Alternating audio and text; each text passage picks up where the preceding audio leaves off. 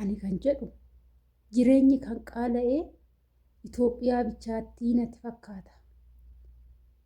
Iyyummaan kan galte Itoophiyaa bichaatti natti fakkaata. Itoophiyaatti iyyummaan tokko hin galle jireenyi wayiituun qaalofne dhugaa. Jireenyi kan qaala'e iyyummaan kan galaa jiru biyyoota Arabaatti natti fakkaata. Dhugaan siniin jedha. Yeroo ammaa biyya Arabaa dhufanii hojjechuu irraa biyya ofii taa'anii dhugaa siniin jedha nagadanii buluutu irraa caala natti fakkaata. Ciqiccikii isaaniitirraa, ifannaa isaaniitirraa, bakka waa hunda isaaniitirraa biyya ofii taa'anii waan qabaniin gammadanii waan argatan nyaatanii iddoo jiraatanii irra bareeda natti fakkaata. Yeroo laalee jedhu anaa fi hiriyoonni kiyya mana itti hojjetan jechuudha. Waan nu mudachaa jiruun isinii qooduu barbaada. Mee inni kun mana keessa ni jira moo idduma nu jirru bichaadha moo maalidha? Dhugaatiin ni jira baay'ee amma na jibbisiisuu jammaree jechuudha. Egaa nagaallee hin dagannee ashamaa harka fuunee kabajamtootaa fi daawwattoota hordoftoota keenya nageenyi koo kan jaalalaa fi kabajaa bakkaa fi lafa jirtan isiniif haa baay'atu. Anis obboleettiin keessan bakkaa fi lafaan jirutti waaqayyoof galannaa ga'u nagaa fayyaa kooti. Egaa kan naantee har'aa wanni nani jechuu barbaadu jechuudha. Inni jalqabaa irratti warroonni nyaata hojjettan jechuudha. Warroonni mee akka kootiitti kushiinaa madaamii keessa dhaabbattanii nyaata hojjettanii mudannoon na mudachaa jiru kun isin mudata. Akkasumas ijoolleen tsidaatis hojjettan ani maalufi nyaatas tsidaatis daa'ima guddisaas waan hunda isaatu hojjedhuufan mudannoo hunda isaatu isin qooduu barbaada jechuudha. Keessattuu ijoolleen haarawaa biyyarraa dhuftanii ebadee hojiin biyya Arabaa akkanaa jettanii biyya Arabaa keessatti milkaa'uu fi dafqoo fi xuruurratanii boqonnaa tokko maleedha jechuudha kan hojjetan nama ta'uu yoo barbaadde.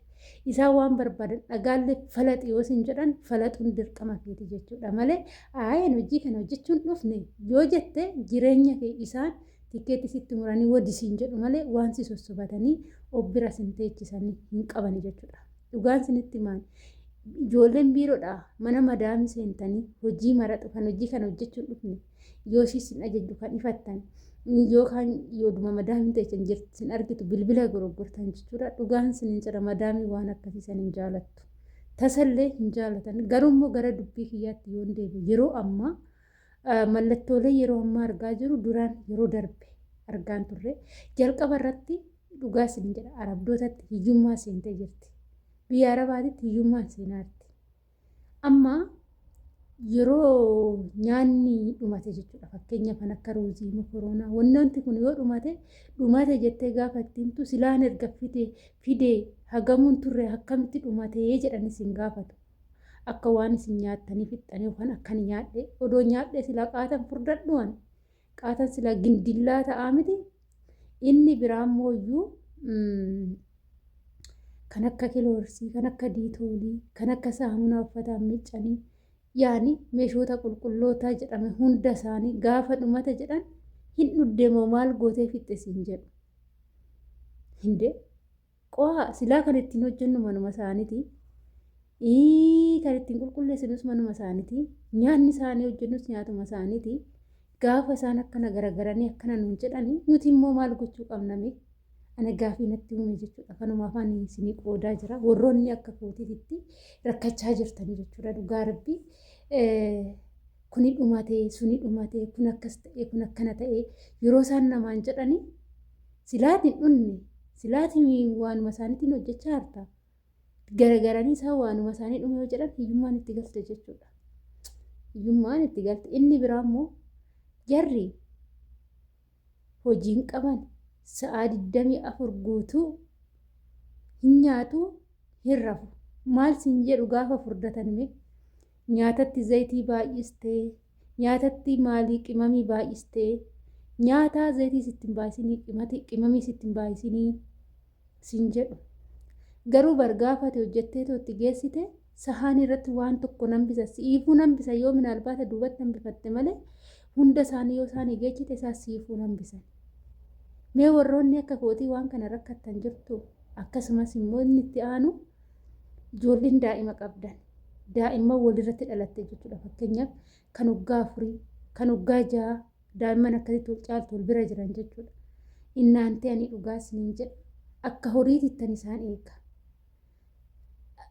የመጨረሻ jechuudha fuula kiyyarraa zoor godhadhee daqiiqaa lama yoon ture inni irratti dhalate sun ilmi inni dhiiraa sun jechuudha dhiirummaa isaa agarsiisa ta'e waan isaan beekani albee fudhatee obboleettitti qajeela dhugaa televezyiinii ilaalu bilbila ilaalu kinoo an tapha fakkeechanii kan daa'imman laalanis hin jiru albee dhaffaa olarii akkas isa laalee gaafa achii ka'e obboleettitti albee fudhatee qajeela jechuudha. Gaaf tokko faa rabbiin na baase albeessanuu qara qabdi dhaqee kan garaatti sakka'u jechuudha. Inna asumarraan dhaamsinanii isinii dhaamu jechuudha. Adaraa keessanii ijoolleen mana daa'immanii jirtan gaheen kiyya hojii daa'imaatii miti jettanii hin dagatina. Haati biran jirtu taanan ijoollessi afoo taphatti taanan dirqama jaan eeguu qabda.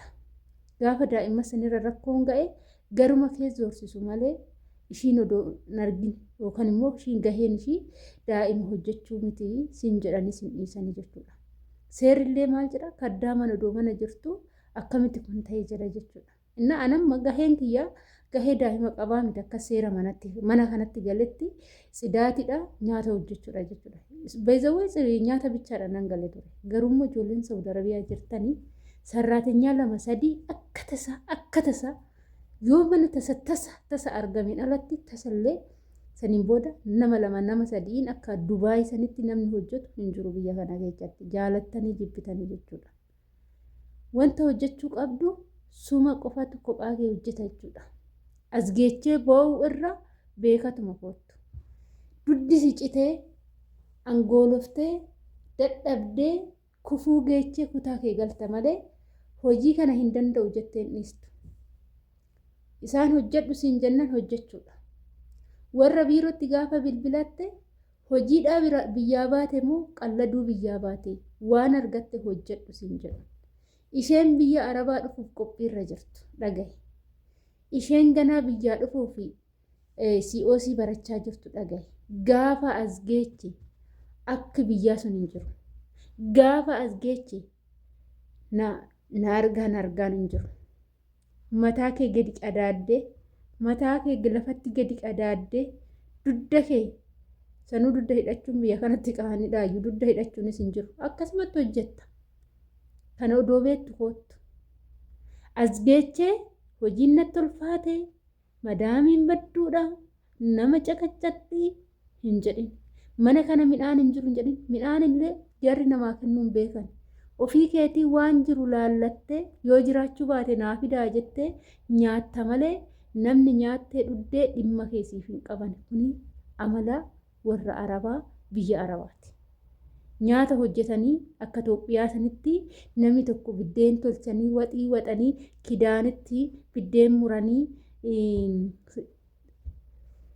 xarabbeezarra godhanii dhattee sahanii fudhattee biddeen fudhattee yaani biddeen muranii saarpisiirra godhanii waa hunda qopheechanii ati immoo dhattee fudhattee waxii keetti qicattee teechee nyaattu sun hin jiru.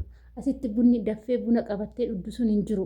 Koottaa buna daffisanii qursii bunaa hojjetanii koottaa buna dhugaa jedhanii si yaamanii dhattee luka lamaan kee olirra godhattee teechee buna kee dhuddee nyaattee quuftu sun hin jiru. Wanta akkasii sun hin jiru. Kana osuma beektu koottu. Ofii keetiif firiijii keessa waan jiru laaltee hojjetattee nyaatta malee namni midhaan bilcheechee sii kennu hin jiru. Beezawee qursii ganamaafaa jechuudha. Misaa yoo bakka tokkotti ruuziin hojjetame wajji sii qucu. Yoommoo ruuzii sun hin hojjetamne ta'e ofii keetii hojjetattee nyaachuudha malee madaamiin nyaata siif hojjechuuf irriba shiitii kaatee siif hin hojjettu. Kana osuma beektu koottu habiibti. Nassobeere kasii immoo beezawee yeroo ammaa biyyoonni Arabaa akka duraanitii miti waa baay'een argaa jira. Tokkoffaa mindaa irratti rakkoo godhatanii jiru.